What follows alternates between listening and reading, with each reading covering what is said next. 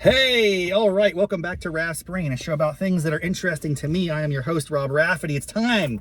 We're long overdue for another episode of Riffin with Raff, a return guest, folks. You may remember Olivier Ballou. Come on, it's been long enough. Olivier. No, Olivier. Olivier. Like Laurence Olivier. Oh, that's you never explained it that way to me. I will never forget it now. But I just know Olivier is a French Canadian by origin, now living in the DC area. We met many years ago through work, and we've been fast friends and creative supporters. As you may recall, Olivier is a very talented graphic designer, and he has his own graphic novel series. We want an update on that. We spoke about it last time. He has two in the series that have been published: Val-d'Or, tales of his hometown, which are really fascinating, drawing on stories and lore from that area. But how's this third chapter going? I know there was a time when you weren't sure it was going to come out, but I think you did commit to it. Please. No, you backed down. You backed off. Okay, I know. Happens. It's awful to disappoint you. That's okay.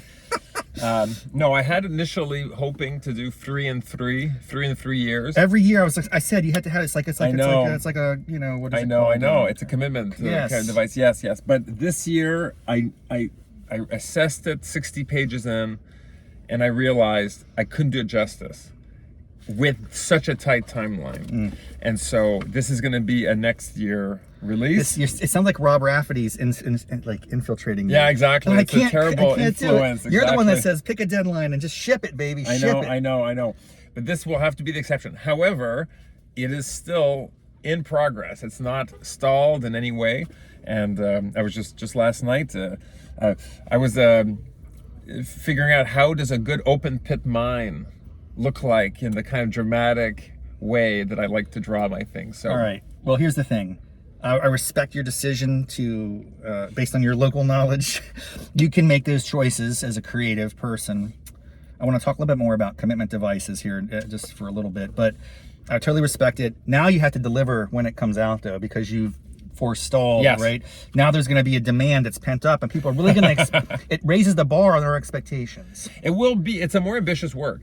So it's, the past ones, I've done them with a certain page length in mind, book, and then page count in mind, and then as well these distinct chapters that are sort of in lack of better words, like there was a little bit more standardized. This one is more ambitious. I'm telling these stories that overlap of all these characters over time, and so the problem is there's so many more things that can go wrong when you're telling that kind of complicated story, and so that's why I really need to get this right.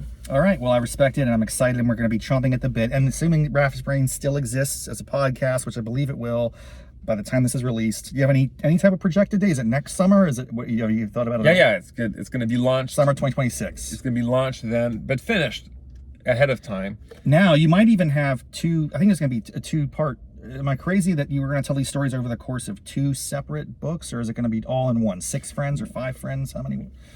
So the story is the 6 boys who were in my 6th grade class. It's so awesome. And basically it's divided into the 3 decades since. Wow. And so we're looking at these 3 boys, including myself. So it's the first time I sort of talk about myself in my work, and how do these 6 lives evolve.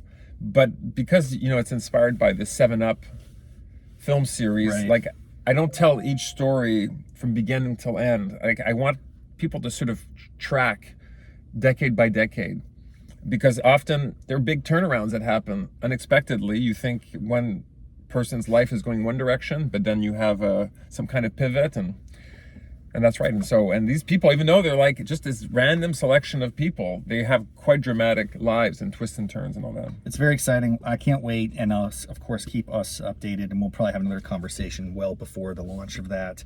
But as it relates to shipping, you're a big fan of that, and that's where I fall short. I discuss this regularly on my podcast. I wish I could do better at hitting the mark, actually finishing a project and getting it out into the world, versus starting, stopping, stuttering, wishing the next shiny object. So what tactics or techniques do you use, even if it was ineffective in this case. I'm just kidding. You have a real life and other commitments and obligations and a family, and so there are burdens and challenges.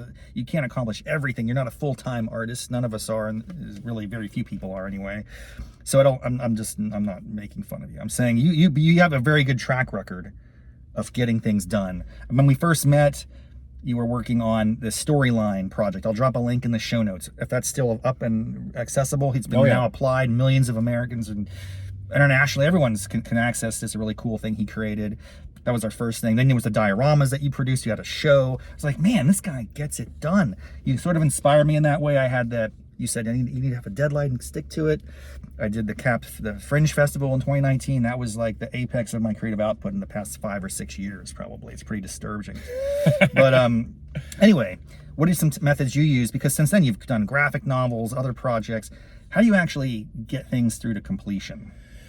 Okay, so I would say one is the deadline. Like there's no way around it. So even though, my first 2 books had these strict deadlines where I literally booked the launch like when I maybe only had half the book done, right? So that's a pretty big commitment. And then of course you start talking about it. So I have a little Facebook group. Yeah. So where I'll post updates, and then especially once I'll publicly state the launch date, then at that point, it will get me through all the pain of like, oh, I don't really want to keep working on this or something. Yeah, right. There's a saying, something like, "There's nothing like a hanging to focus the mind." Yeah, right, exactly.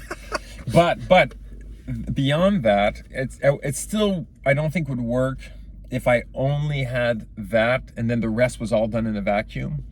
So I'm part of this sort of online graphic novel community called the Sequential Artist Workshop, and I get a link and I'll put that in the show notes too. Yeah, so I lead a critique group every other week. So every other week we're a group of like 8 or so artists or illustrators, and people are expected to share their work in progress, and then people kind of do a critique, or they say what they like, what they don't like.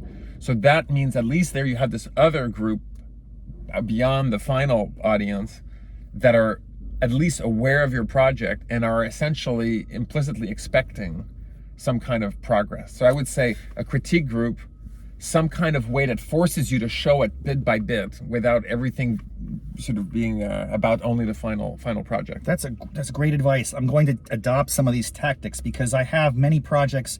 Here's what I was thinking and how it dovetails with what you just told me. I have probably about 30 different crazy projects that I say are important to me, none of which I make progress on in any meaningful way.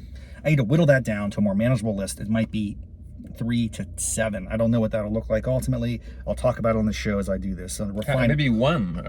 No, I gotta have multiple. But then I'm gonna start blocking hours on my day or weekends, whenever I have the opportunity, evenings, whenever it is, to work on an express project. And I'll say, I'm not gonna just wait for the muse to strike and I'm gonna like chase it. I'm gonna actually force myself to work on the designated project that I've defined for this period of time. It's like work.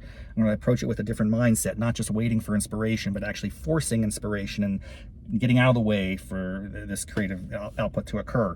Now, so I'm gonna do that on the podcast. I'll start articulating these projects. Then the things you mentioned are what's your forcing mechanism? I don't have a launch date for any of the things I'm talking about unless I did a one-man show, so that could be an interesting thing. That did work in the past. It did work in the past. So a forcing mechanism like that. I'll see if those are out there, if there's something on the horizon. But the group is a great idea. I don't have any external, other than this idea of the podcast audience, which is like tens of listeners.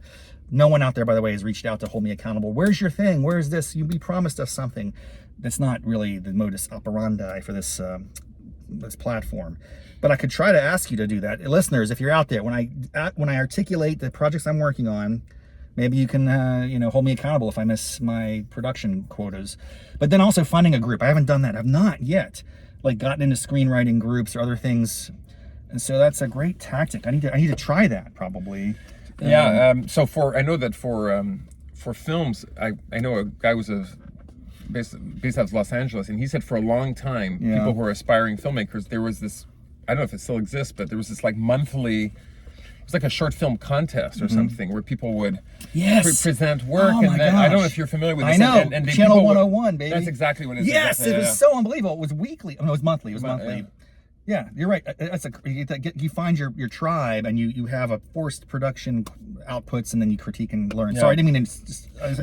But here's just before, I don't want to forget the third component that I use is that I also pay for a professional editor to do a certain number of sessions throughout the year. Wow. So I pay $100 an hour, and basically I'll send work in progress, and then we'll do a 1 hour. She lives like in Australia actually, but for 1 hour she will give me like quote unquote professional feedback on what I've submitted.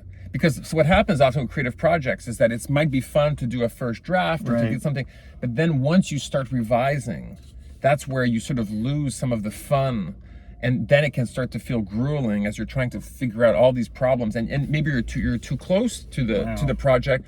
So then having this person, and plus you've paid a bit of money, which in a way makes you more committed to be like, okay, I need to get value out of this. Yeah. And this person is also essentially has eyes on your work, and so it makes it exist a little bit. I think adds more accountability. This is so fantastic. 3 takeaways, folks. I'm going to actually apply them today. I'm going to go home. I'm going to write this stuff down. I'm going to take action on it. You can hold me to that, you as well.